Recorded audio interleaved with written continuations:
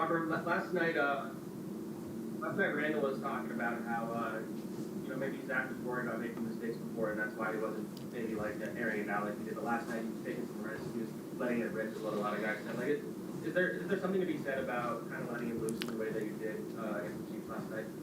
There is.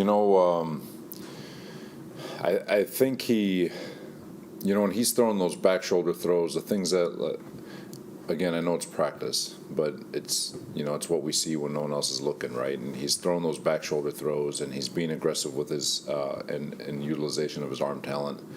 It's what we've been seeing all off season, and for him to just let it rip, and he's done it a couple times in the game. I think he had a couple in the Buffalo game. He did some good things in the Dallas game, and then. But yesterday, I thought, especially coming out in the second half, that drive to start the third quarter, hit a couple of them. So yeah, when you're playing free of mind, that's just life in general, or football in general. If you're playing free of mind, you have the ability to access a chance to access all your athletic ability, and I felt like he did that for the most part on last night.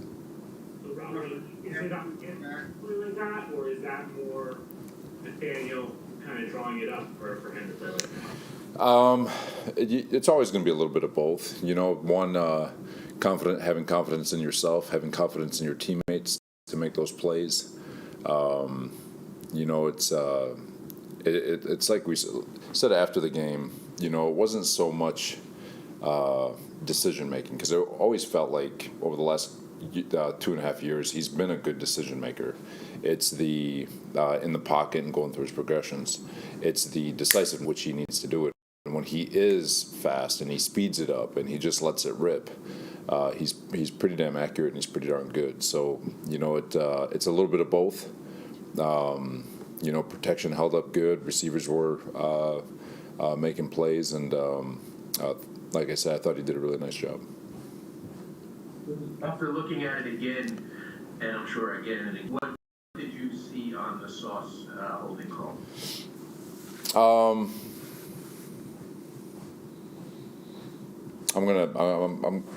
just gonna leave that one alone until I get a chance to get clarification.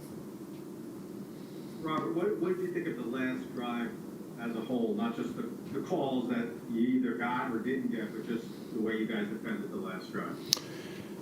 It's kind of a bizarre last drive, a series of unfortunate events. It's 7.5 minutes of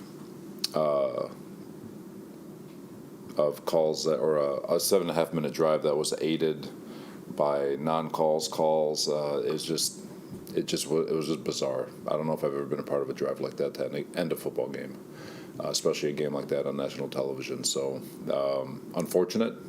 I'm still trying to understand what we could have done better, and we're still trying to figure out what we need, how we can coach things better. Like I said, I'll get clarification, and we'll go from there. Jermaine was asked about the player where it looked like he got hold of. He played it off like, I need to put myself in a position to not get hold. Like, he was very mature in his answer about it. Like, what does it say about him that he kind of handled it in that way, where he looks at it as an opportunity? No, it's the only way. You always got to look inward. As a player, it's they're gonna hold. Well, now it doesn't matter. All game on both sides of the ball, DBs versus receivers, their side, our side, a lot of give and take. We're the beneficiaries of a couple calls. They were beneficiaries of a couple calls in the first 3 quarters. Getting away with a lot of stuff. It was a very physical game, allowing for a lot of hand combat between the wide receivers and DBs. A lot of aggressive play at the line of scrimmage between the O-line and D-line, and somewhere along the fourth quarter, everything switched. So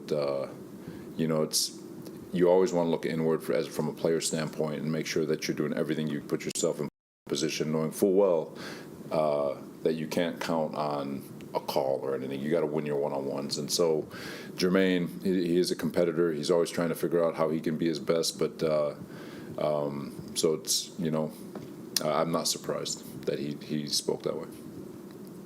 Robert, Zach spoke to us after we talked to you last night. and he came out and said, this, I lost us this game. That this is on me, and I think he said that to the team as well in the locker room. Obviously, his post-game comments last year in New England were highly criticized and dissected. Do you see some growth from him in the way he took the blame last night, whether he deserved it or not? Yeah, you know, I take the press conference with a grain of salt, and I say it in a regard to, because I think it's even more real when you're with him in the locker room when the cameras aren't on, and the way he is in the building, and the conversations he's having, and the way he's been on the practice field and in meetings and with his teammates. I think that's the real stuff. That's the authentic stuff. And so what I can say to that is absolutely he's 100% taken a big leap forward. And he's been awesome. He's been awesome all training camp. He's been awesome through OTAs. I've said it before, to go from the face of the program, right, number 2 pick, to take a back seat, to take another back seat because we're going to go get another starter. You don't know who that starter is, and no, we're not going to move on from you, and so you know that you're going to end up being a backup, and you're going to have to watch somebody else be the new face of the program. To go through this off season and then to get thrust back in it, he's mentally, he is a resilient individual. He truly is, and I think he's had a tremendous amount of growth over the last year. Robert, he said, like, he and Hackett are like gained trust in each other now. Do you think with Nathaniel, he was so familiar with Aaron coming in, like, because of their background together, do you think, how has the Hackett-Wilson relationship developed? Because it's had to develop very quickly in the last couple of weeks. Well, that's the tough part. It's not that there isn't it's not from a lack of trust. I don't know if trust is the word. It's the easy word to get out, but it's an understanding of what each other's strengths are. It's with Todd Downing and Hackett, they really haven't really truly worked and thrown. They've been installing a system. They see where Zach's pros and cons are, what he's good at, what he's not good at, and then you get into a game, and it just things show up. As you're trying to get some reps, and you're in a heightened environment, and you're in critical situations, and you start to understand what a player is comfortable with, and you're trying to put them in the places that they're most comfortable. So there's a learning part to it, and there's still going to be more learning. There's a heck of a lot more to learn on what we can do better to start faster. How can we get them more comfortable earlier in the game? How can we finish faster? It's just there's so many things that we're learning as a staff every day. And Zach's getting a heck of a lot better, and so you're trying to maximize. Okay, what is he very comfortable at, and what can we continue to make him comfortable on the things that he's not comfortable with, and that's the stuff that they're constantly working on. And I think they've done a great job. Because like I've said, this is not easy with everything that has transpired over the course of the first 4 weeks. But I do think of staff and Zach and the players.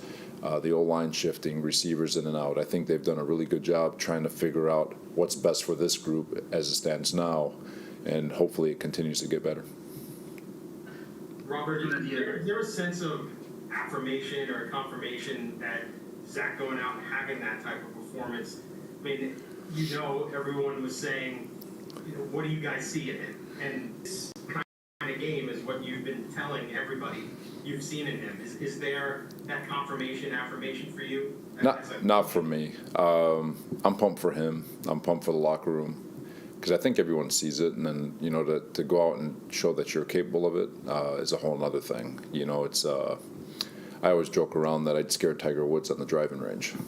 Then I get to the golf course like I'd 30 handicap or whatever, but you've got to be able to transfer things over to game day, and for him to go out there and transfer it over. Now we got to stack it up. Obviously, you got to back it up and just keep stacking good days after good days after good days, and get to game day and get comfortable and be confident in yourself and play.